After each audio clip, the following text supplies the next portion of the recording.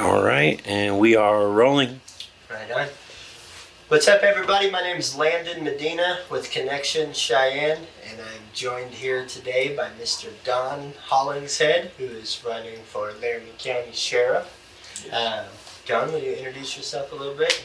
Hello, everybody. I am Don Hollingshead. I am currently a captain of the Laramie County Sheriff's Department. I've been there for 27 years.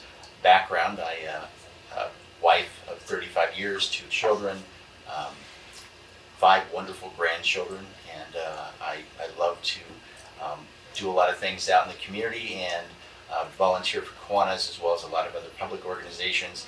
My work life, I've been with the Sheriff's Department for 27 years, started off as a deputy in 95, worked my way over to patrol after a few years, and then in 2007, I was made a sergeant of the rural area. Handled all the issues with rural Laramie County. 2011, I was promoted to lieutenant. 2018, I was moved over to the detention center as the security lieutenant, and then I made captain about a year later. So total 27 years, and I've worked in every aspect of the Sheriff's Department that there is to work in. Heck yeah. I really liked how you said 2007 too. That sounded way cooler than 2007. Yeah, 2007. I really like that. Are you from Cheyenne? Born and raised, third generation resident. Third generation? Yes. Okay. In Cheyenne or In out Cheyenne. in the county? In Cheyenne.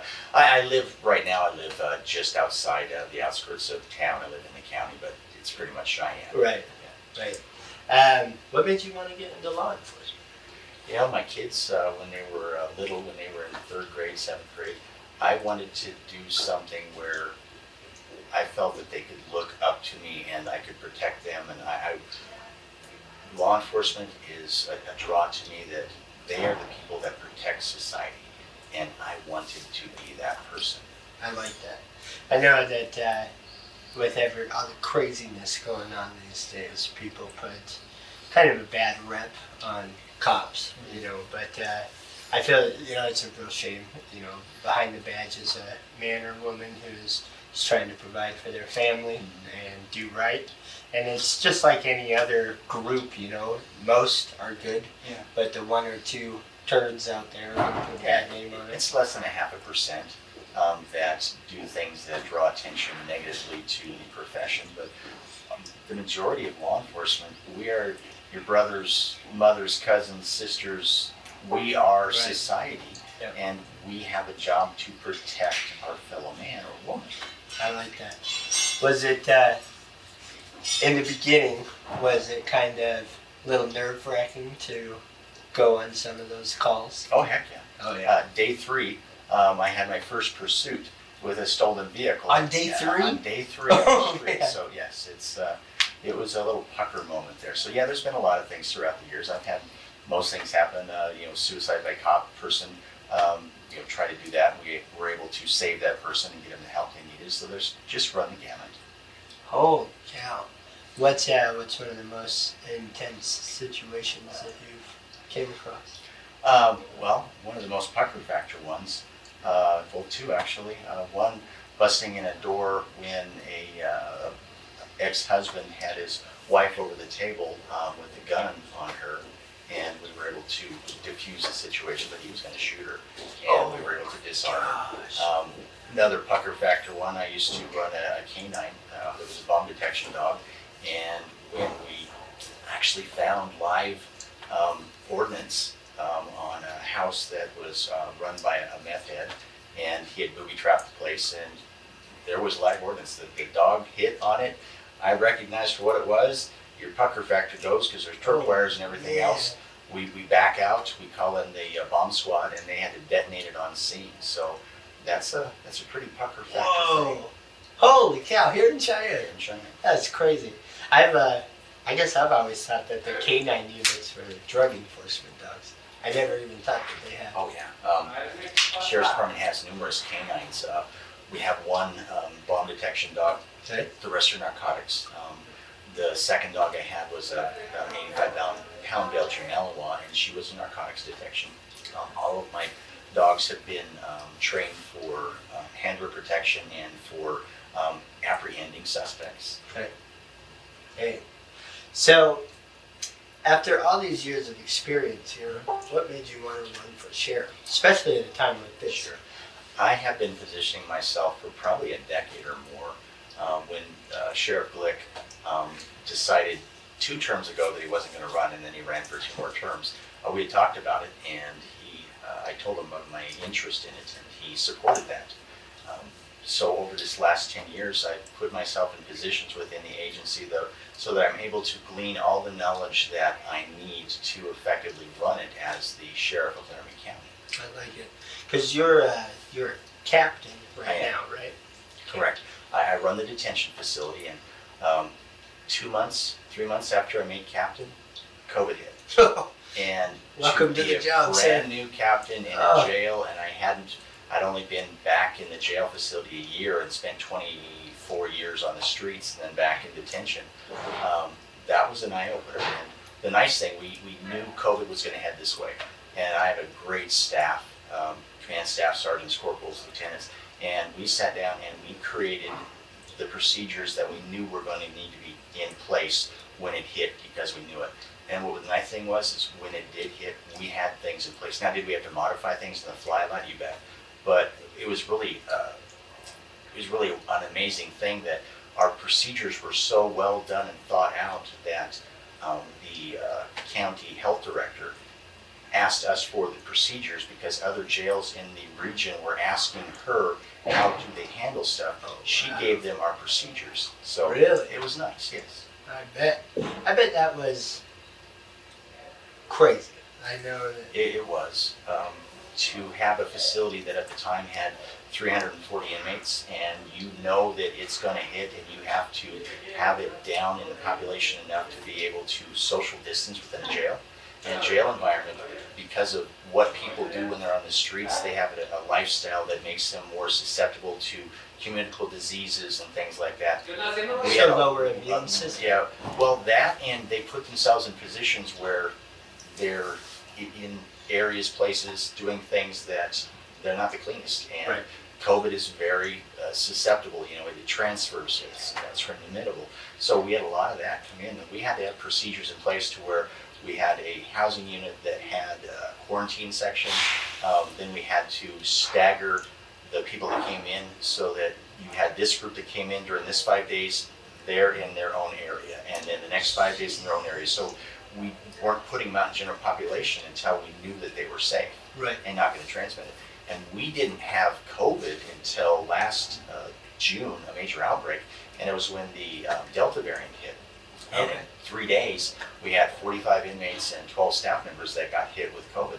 And during this time, we had to not only work with the other agencies and the courts to bring down our population to about 150, 175 so we get social distance, but we also worked with the other agencies to be able to get them to cite in lieu of arrest for the low-hanging fruit, the nonviolent misdemeanor crimes, because to run the jail at full capacity with COVID, that's a dangerous thing.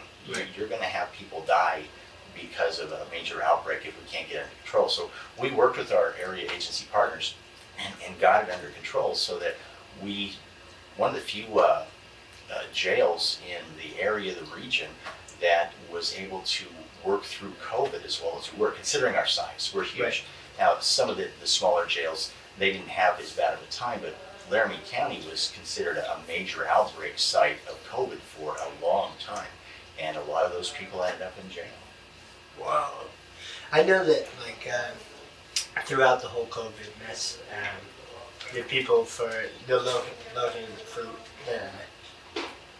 I know that the public, I guess the perception of the public was kind of that you guys couldn't really do anything about those smaller crimes, so you were kind of just turning a blind eye to them. No, yes, there's been a lot of that. Some of my opponents have put that out there. What we did is we tried to ensure that the ones that needed to go to jail went to jail. Right. Now, the misconception that's out there is that we were closed. We were never closed. We were selective on who we had come in. The felonies, the crimes against people like domestics and assaults and things like that, they all came in. What the public doesn't know, that some of my opponents have put out there, they say we're closed, we weren't. But the Cheyenne Police Department also has a contract with Platte County, and they were able to take them to Platte County should they so choose to do that. And if they had people that were doing multiple things, the officers were going back, you can only give somebody a citation so many times. Right. We had safeguards built into it that all it took was a phone call to our lieutenants or myself, and we allowed the arrest. So it wasn't just we were shut down. We were never shut down. If you look at the blotter briefs, we had people coming in all the time. But just to give you kind of an idea of how it would have to work, if somebody comes in, they come in the Sally Port, we send the nursing staff out there to check their temperature and ask them some questions. A lot of them were popping hot for COVID. So then we'd have to have everybody in full PPE gear, because at the time we didn't know how bad it was. We didn't know. No one did. No one did. So everybody's in full PPE, and we have them go through the entire booking process, and then we take them up. It takes a longer amount of time to book them in. Take them up, and then once they're in the quarantine unit, then that entire area that had been occupied had to be disinfected, decontaminated. Yeah. And we had to wait about 20 minutes for the decontaminant chemicals to kill the virus, and then the next one could come in. But at the height of it, it might have taken, like on a Saturday night when you had a lot of arrests, 2.5, 3 hours for an arrest. But that was a big hit on the PD and the other agencies. I get that, but we had to stand tight with our procedures for not only the safety of our staff, but the safety of the officers as well coming in. We need to make sure that everybody was safe and that we handled the COVID situation in a manner that was prudent for health reasons. Right. And that wasn't, I hope it didn't come off as I was trying to No. come at you there. I just, that's another thing that irritates me, is because every business had to put in procedures there, but you guys were under a microscope. Correct. And I guess, you'll always have that with the profession. And especially running as sheriff, I will always be in the microscope, and I'm good with that. I am one that likes to, if somebody has a question, I'll answer. They may not like my answer because they have a different viewpoint. I had a lot of people that were busting my chops because, well, they're criminals and they all need to go to jail, and your people are deputies and they should just suck it up. And no, my people are deputies, but they're people. First. And they have concerns and scared during COVID. Yeah. They're in the jail with all of these inmates, and then they're going home to their families. Yeah. We had to have a decontamination station in the facility so that they could come in when they got off duty.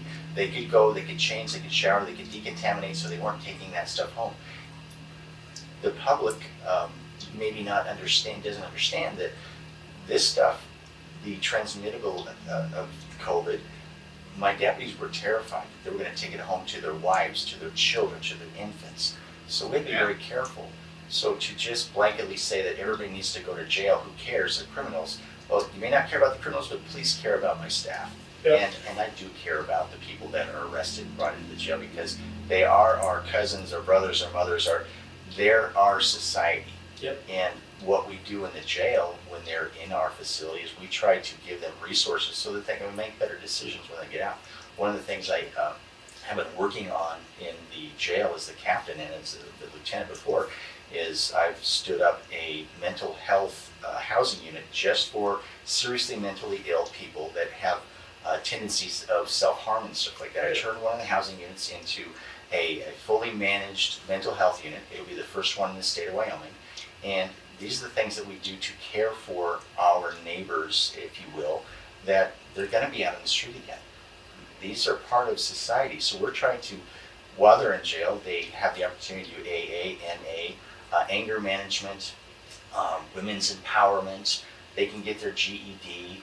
We have a program called LEAD. It's Law Enforcement Assisted Diversion. And it's designed to divert people as they come into jail that qualify, that's nonviolent offenses. And if they qualify because they have a mental health or a substance abuse issue, they can go into treatment in lieu of incarceration. Really? Yep. And if they don't qualify at the time, or they don't get into the program at the time, they can get into the program while they're in jail. And then we work on, through the lead program coordinator, resources on the outside so that when they have stood for their crimes, before they leave, they are set up with medications, they're set up with housing if we can work it, if they need it. They try to help them out with jobs, and they do a warm handoff to outside entities, whether it's Volunteers of America or one of the other substance abuse groups, and they take them to that first encounter. It lowers the rate of recidivism. It gets them on a better path. Since we've started the LEAD program 3 years ago, and it's not just the Sheriff's Department, the Cheyenne Police Department is part of the LEAD program, so is the CRMC group, because they're the ones that the grant has to go through. But partnering together with all these entities and agencies, we have made it so that the people that had maybe 50, 60 contacts in a year with law enforcement, down to 0 or just a handful, because they can better be managed or manage their own issues. I think that's a crucial part that a lot of people miss, is like with incarceration, with suicide.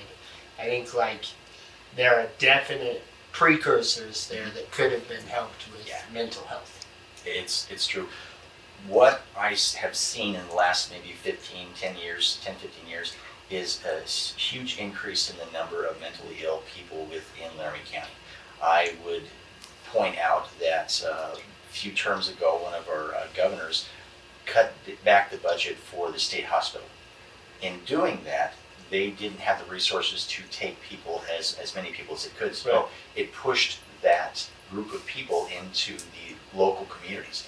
Laramie County has a lot of resources, so a lot of them came to Laramie County. That's where you saw the increase in the homeless, you saw the increase in the mental health. That's why.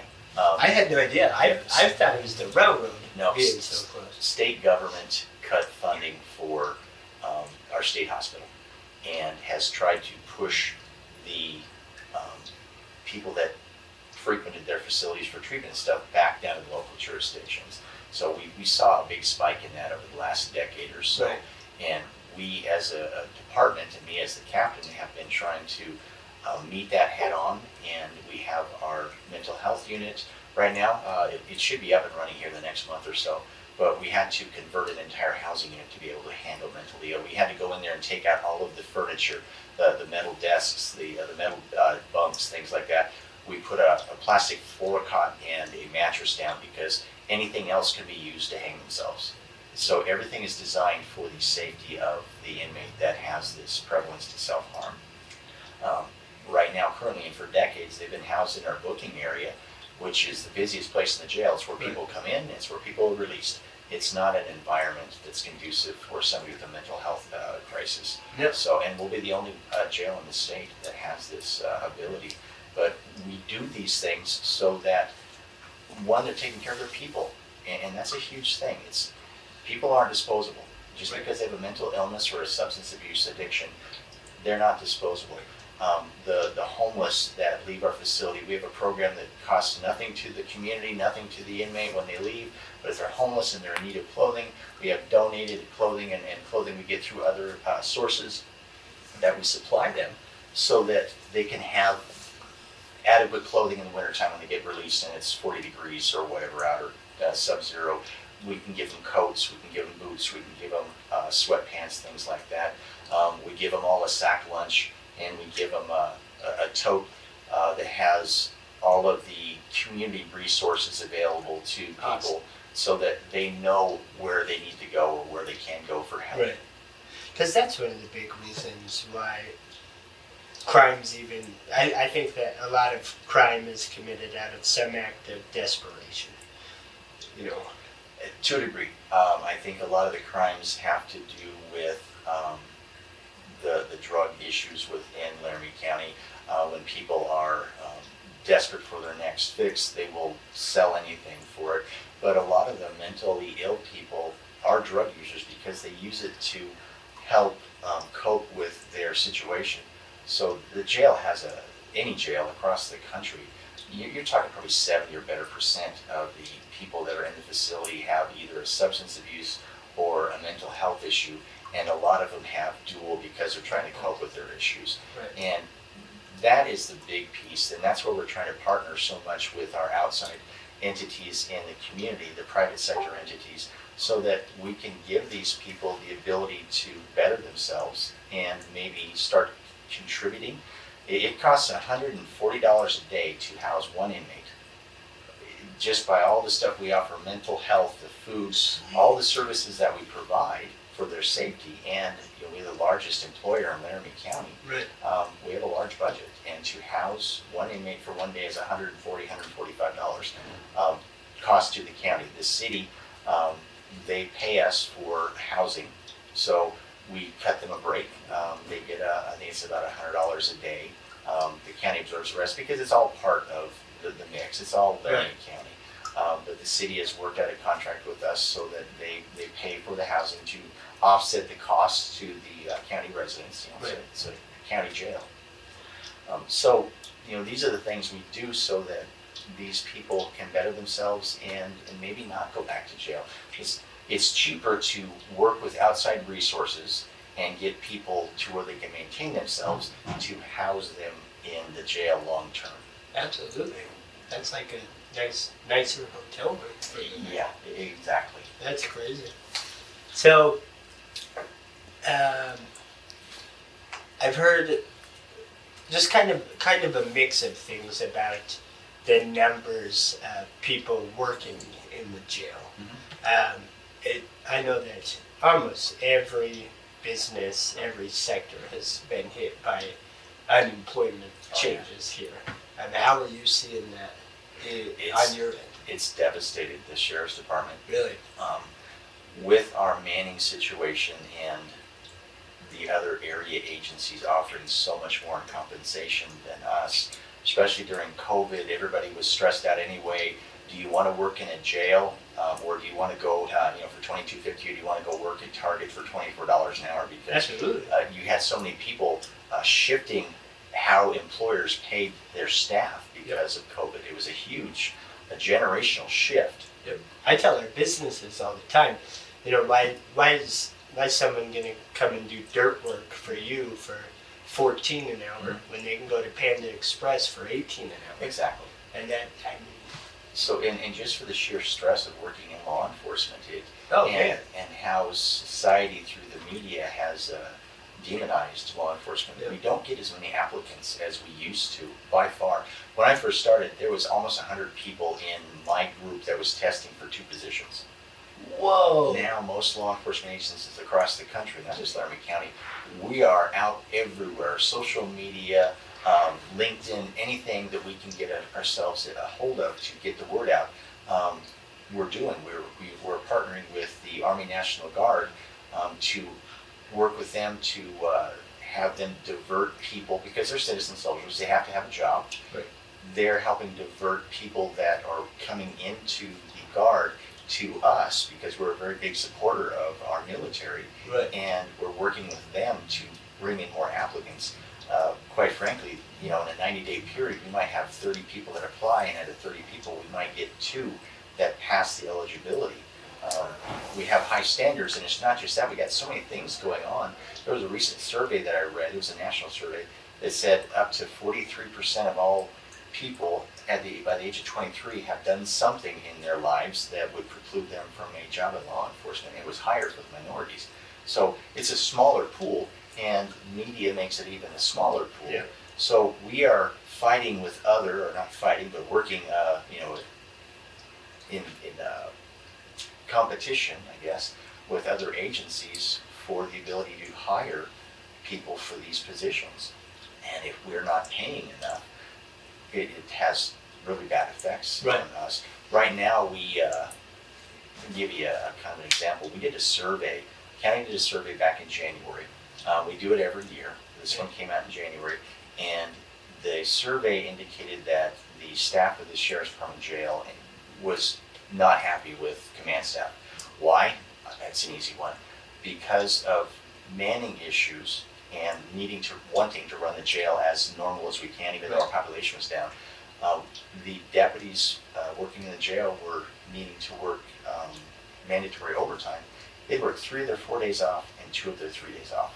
Oh man. Yeah, brutal. Yeah, that'll kill morale that'll kill morale. But if you don't have employees, that's a business that can't just take a break. We for a can't. while. We have to You have to go. supply the security for the inmates. We can't shut down the jail. The jail has never been shut down, can't shut down. Right. To that end, once I saw that survey and talking to the staff, I challenged my staff to come up with ways that we could make it so that they didn't have to have so much forced overtime, basically. What I came up with was the inmates are out 16 hours a day, had been. Okay, they're in jail. Do they really need to be out 16 hours a day? And can we cut down the amount of hours a day that they're out of their cells and in the day room? Just in the pod. Right. That scared the staff a little bit because they were worried about riots and things like that, and I get their stress. But anytime you make a decision in a jail environment, especially, it's like a spider web. You touch something over here, and the whip jangles. So I got with my mental health professionals and our programs director, and we came up with ways that when we implemented this, we would make it so that the inmates weren't as affected psychologically because of the change. Did specific things to help them cope through mental health, and we got them puzzles and games and things like that they can pay. Didn't cost the county anything. We have an inmate labor fund that is filled by, we have contracts with phone providers and commissary providers for food. We get a little percentage back from them. It goes into an account that specifically takes care of the inmates in the facility. So it doesn't cost the taxpayer anything. It's just basically a tax that the inmates pay while they're in there that goes into a fund that pays for inmate welfare. Okay. So what'd you cut it down to? 2 hours a day. So from 16 hours a day to 2 hours a day. And the only way we could manage the facility, it takes about 13 deputies to run the facility per shift. I can run it now with 8. There's days and weeks that we have as low as 6, but myself, my other command staff, lieutenants, the command staff on the patrol side, the deputies, they're all pitching in. Because when you get down to 6 deputies, it's unsafe. You can't do that even if they're only on 2 hours a day. And that 2 hours is only for the general population. These are people that don't have any specific medical issues or mental health issues. They're the general population. They're there, they're sentenced, or they're pending to go to the pen, but they're not a risk. Right. So those people, they're out for 2 hours a day. We can give them a little bit more if we have extra manning, and we do. But that made it so that the deputies didn't have to work the mandatory overtime anywhere near as much. I mean, we have the sheriff of Laramie County that is working the front desk at the courthouse to help supplement manning. Oh, wow. We have the lieutenants on the operations side of the sheriff's department patrol section working court security and helping transport inmates back and forth. You have the captain in the jail who works about some weeks up to 60 or more hours a week. I still have to get my work done. The lieutenants have to get their work done. So we come in, I come in at 3 o'clock in the morning, I get my major stuff done. 6 o'clock comes, I go into a housing unit. I'm in the housing unit until 6 at night. I go home, I come back and I do it again. Or this last couple of weeks, I've been coming in early during the day, starting my shift in the housing units at 6 and then working until midnight or after. So this is what we need to do because of the shortage of manning. So the pay rate. Are the funds available for more manpower? They will be. Okay. It's not that there's no funds available. It's that we can't get the deputies, the bodies, the applicants to fill the positions because of the pay. I think, like I said a little bit earlier, I have worked with the commissioners for years on the pay and heavily over the last 6 months, and I have gotten guarantees from them that starting July 1 will be real close to the 26 that the Cheyenne Police Department pays their staff. So that will allow us to bring in those applicants to build up the wages. We turn back millions of dollars every year to the county commissioners because of unspent funds because these positions are open. Right. One of the misnomers out there that some of the competitors are pushing is that the sheriff's department should keep that money. It's funneling money back to the commissioners so they can spend on pet projects. No, they don't. Right. They put it back in the general fund for the next year's budget. I've been to a county commissioners meeting and they run it pretty good. They run it pretty good. But what's been put out there is as sheriff, they will keep this money and hold it back from the commissioners. You can't. It's run by the finance department. Right. They turn off the spigot, so there's no way you can do that. Yeah. And to give you a little bit of background on it, we had a sheriff years ago, before Danny, that didn't want to cooperate with the commissioners and, I'm going to keep the money type thing. Well, if you don't cooperate with your fellow elected officials and do this in harmony. Yep. So if they decide that they don't feel that we need the money because they're not wanting to give it back type thing, then they can lower our budget, and they did during that time frame, during that administration. It was before Danny, but you can't just walk in and say, I demand this, I'm the sheriff now, and you will pay me. Right. It doesn't work that way. Yeah. What I've been trying to do through my campaign is give educational information to the community, to not slam back on my competitors, but at least give the community members that are voting in this election the information they need to make a good decision. Right. Vote for me, don't vote for me, but you're going to get the right information to make your decision. And I think that's all we need. Right. I just want to give the information so that the community knows that there are certain things that the sheriff can and can't do. The sheriff is the chief law enforcement official of the entire county. It's the highest law enforcement position in the jurisdiction, and it's elected. It's elected by the people, so we have a lot of authority. But budgetary-wise, that is worked through the county commissioners, and we have to have a good relationship with them and share information with them so that they can make the appropriate decisions. I said, the money's there. We turned back in years past $2-3 million, but the majority of that was in the unspent employee wages. Right. That, you know, the competitors out there are saying, well, we're going to keep that, we're going to give bonuses to them, and you can't. Right. That's not the way government works. Well, and that's I think that's what the people need to hear, though, because I think that, I don't know, I think social media started it. Now that everybody's connected together, there's not as much bullshit that can be pulled over our eyes. Right. And then I think COVID brought us even more into Changed that. a lot of things. Yeah. It changed a lot. So, and I think they're just ready to hear the facts Yeah. and make a decision from there. Something I want to touch on, how you were saying that, said like 43% of anyone by the age of 23. Yeah, my big mentor in life, he's probably like 40, I would say. I think he's a little younger, but if he's watching this, I'm gonna love getting that one in on him. But he really, his grandpa was a sheriff in California, and he really wanted to be in law enforcement. But he grew up in a bad part of El Paso, Texas, and he was in a gang. So, he's tried out and applied for the sheriff's department up in Natrona County multiple times, and I mean, flies by everything else, but then when it comes to that, he just can't. Now, law enforcement across the country has had to take a hard look at how we do our hiring. Yep. Some things we've had to draw back on. A lot of times in our past, for the sheriff's department, the sheriff wasn't a fan of having ink on exposed, and they would have to cover it and stuff like that. But a lot of young people today have tattoos. Right. So we have to take a long, hard look at that. Are we willing to pass on or pass by quality candidates just because of tattoos? So we changed that. Some of the other things with drug use, now we don't allow past hard drug use, but marijuana, because it's right next door in Colorado. It used to be 5 years without marijuana, and then it was 3 years without marijuana, and then 2 years without marijuana to be able to apply for us.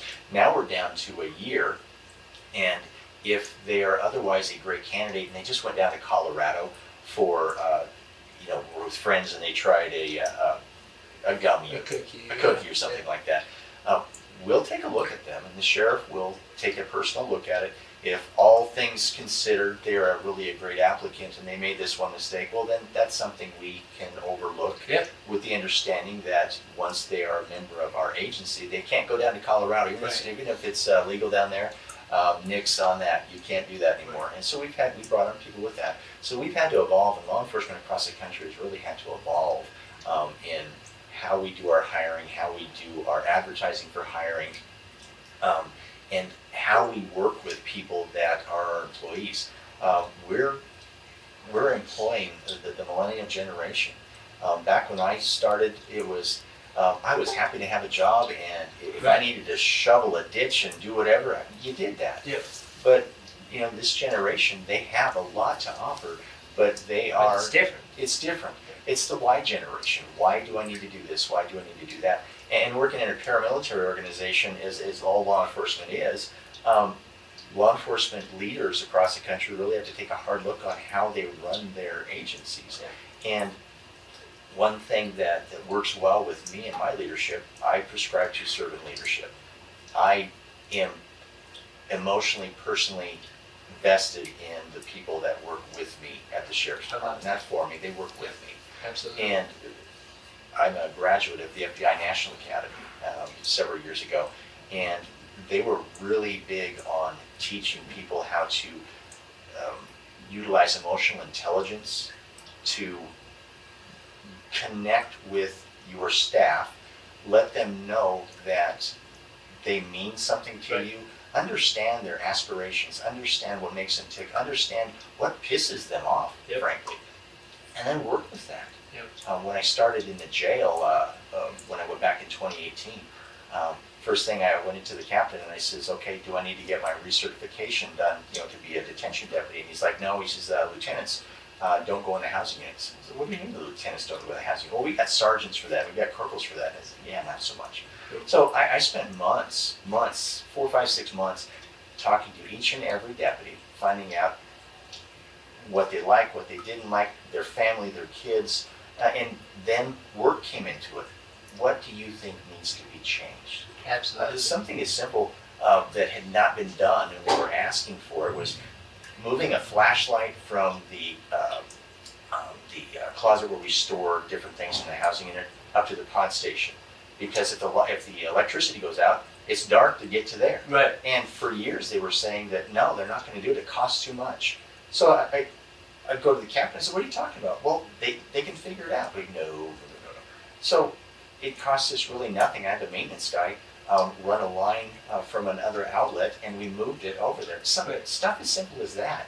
And it really resonated with the deputies that, wow, we got somebody here that is listening to us. And what was really nice is I started in the jail, I worked at all those housing units, but then I went away and I worked on the streets for 20 plus years. So I came back with a fresh set of eyes. If you understand anything about law enforcement, if you work in a jail, you are institutionalized just as much as the inmates in there because you live, eat, and breathe with them 12 hours a day. Right. So you become, to a certain extent, institutionalized and don't think about certain things that somebody from the outside might pick up. Oh yeah. So Too close to the. too close to it. They can't see the forest for the trees. So it was a boon for me to come in there, and I made so many changes in my first 6 months as lieutenant. My captain was about ready to kick me out the door. Yeah. He's like, "Stop making changes." I was like, but it's working, and the morale went up. I tell you a funny story. I love to engage with people, and I love to make them laugh. And I started a word of the day. I'd walk in there and I got on the radio to do my radio check, and I gave them the word of the day, and they thought I was crazy, and it was nonsensical. One day it was supercalifragilisticexpialidocious, and I sung it on the radio, Nice. and the staff thought I was out of my mind.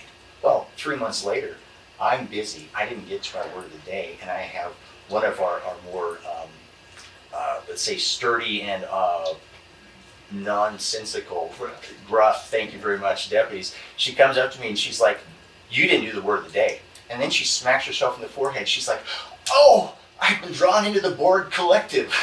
So, just stuff like that. I do things off kilter. I do things that, a little bit of self-deprecation.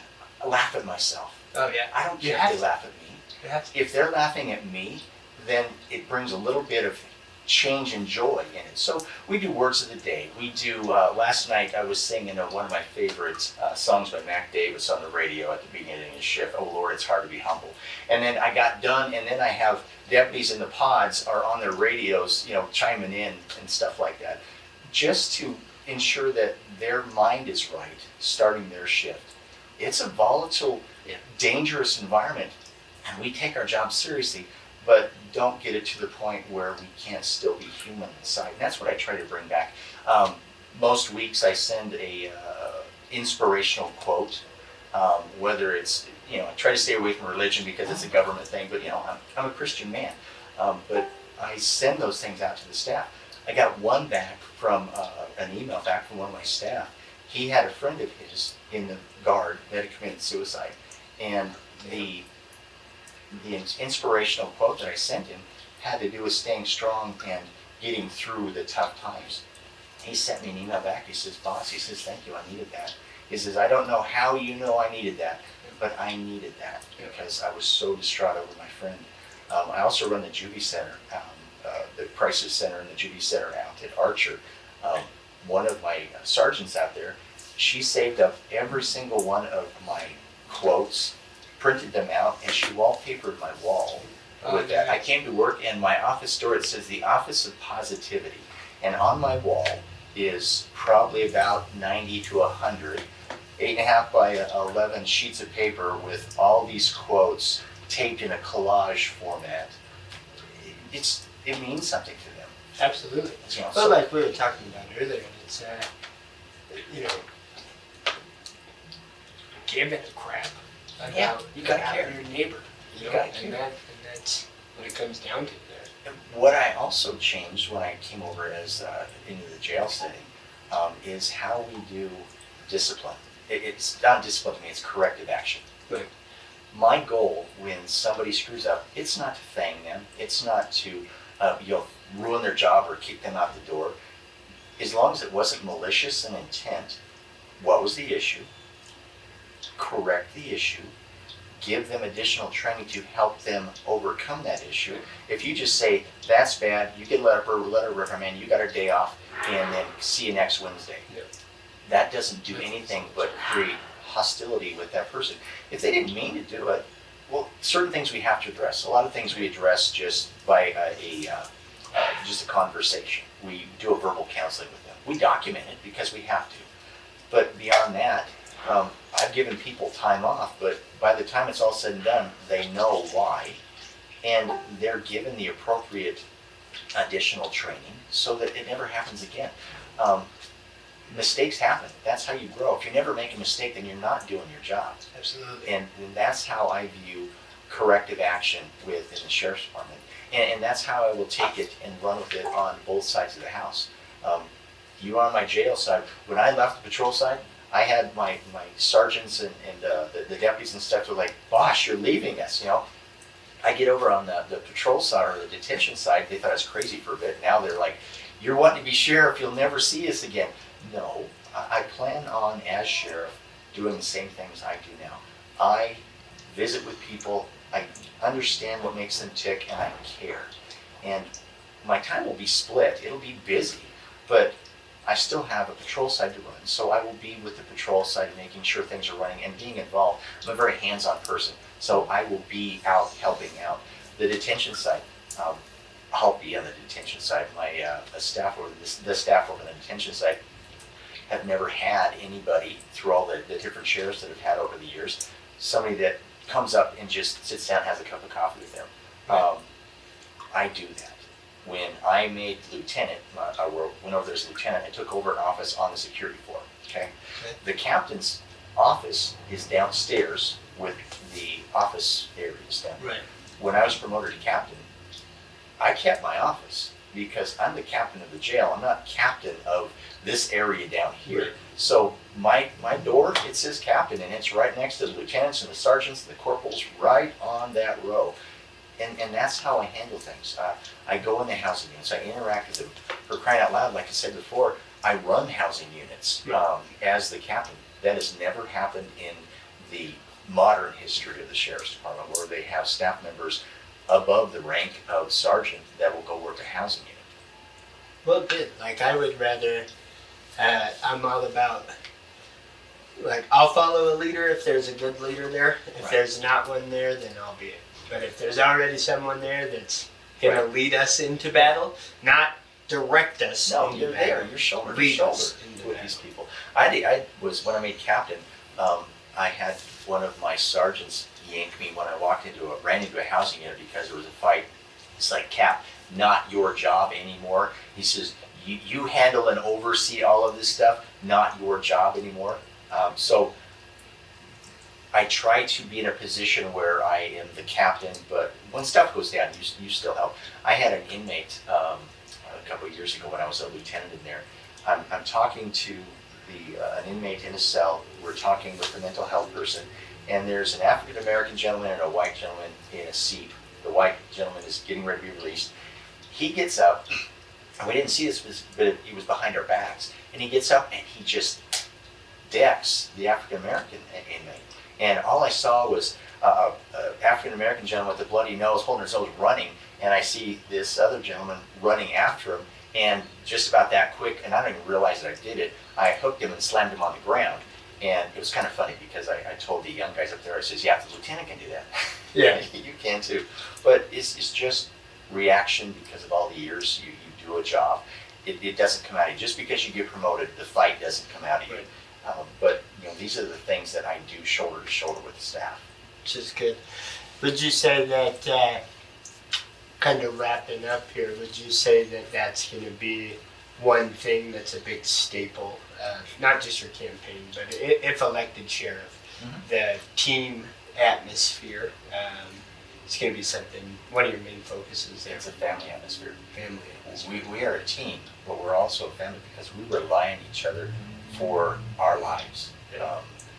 The jail environment, no matter where you are, whether it's Cheyenne, Wyoming, Casper, or back east and stuff, it's a hostile environment.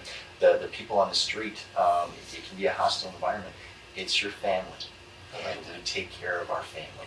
It's a team, but we take their family. Absolutely.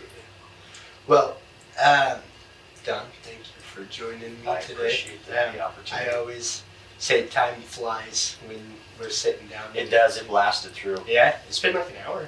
Really? Yeah, crazy. That is crazy. Yeah, That is crazy. I always just get blown away here. I think I'm in it like 10 minutes, and then someone's like, "Hey, that's an hour," and I'm like, "What?" Well, before we end, I would like to just offer one thing. We've started a video series called Misinformation Mondays. Okay. That it's put out by our campaign every Monday, and it is designed to take the misleading information, whether it is because a candidate is unaware, like maybe the candidate's unaware of how county government works, Right. and they're making claims of certain things that can or can't be done with funding. In a nice way. I don't name names, but I say, hey, this week's segment of Information Monday, we're going to handle this. A campaign opponent is saying this, but folks, this is the facts. And I do a short 30, 45 minute or second video, and then I back it up with all of the data on my campaign Facebook page. So look for those things. Perfect. My goal is to educate, and if an opponent is misleading, whether intentionally or otherwise, I try to bring that positive or correct information forward. I like that. So we'll have, if you send me over those links, Sure. I'll post those in the description here. I'll post an email for Don in the description below this video. Links to his Facebook page. You got a website too, We I do. assume. DonHollingsheadForSheriff.com. Perfect. So we'll post those links there, guys. Don, are you fine with it if everyone reaches out? Oh yes, I would Ask love you? any questions that the community has. Send them to my Facebook or my webpage, and I will answer them as quickly as I can.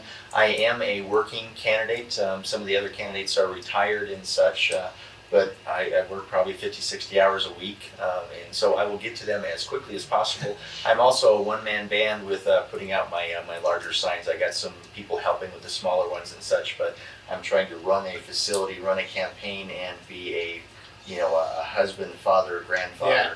So Okay, you're busy. busy. Oh man. Well, I really appreciate your passion and appreciate you coming down here and seeing someone with such a busy schedule want to step up and serve the public like this is really incredible. So. I love Laramie County. I love the citizens, and I'm doing this not for the status of being sheriff. I love what I do as a law enforcement professional. I feel that I can bring not only my law enforcement background, but my passion for this community through all of my years of volunteerism with community organizations. I'm the only candidate that is out there that has a history, a long 25-year history of volunteerism within the community, whether it is Special Olympics or Kiwanis or elder of my church for a number of years at one point. I am part of Laramie County. It is in my heart. Okay. You're gonna really enjoy retirement when you get there. When I retire Yeah. after multiple terms, if I'm blessed, If your wife doesn't cut you off if first my hand. wife doesn't cut me off Yep. from running, yeah. Yep. It's been interesting. My wife is my campaign manager, and she retired from the Laramie County Library several years ago, or a year and a half ago or so now. And I think it was destiny that she retired at that time, because there's no way I could do this without my wife. She is my rock, and she's an amazing campaign manager. Well, I can't wait to meet her. Great. Don, thank you very much. I appreciate that. it. Take Thank care. you, sir. All right. I'm Don Hollingshead. I am the Republican candidate for Laramie County Sheriff, and I would appreciate your vote on August 16th.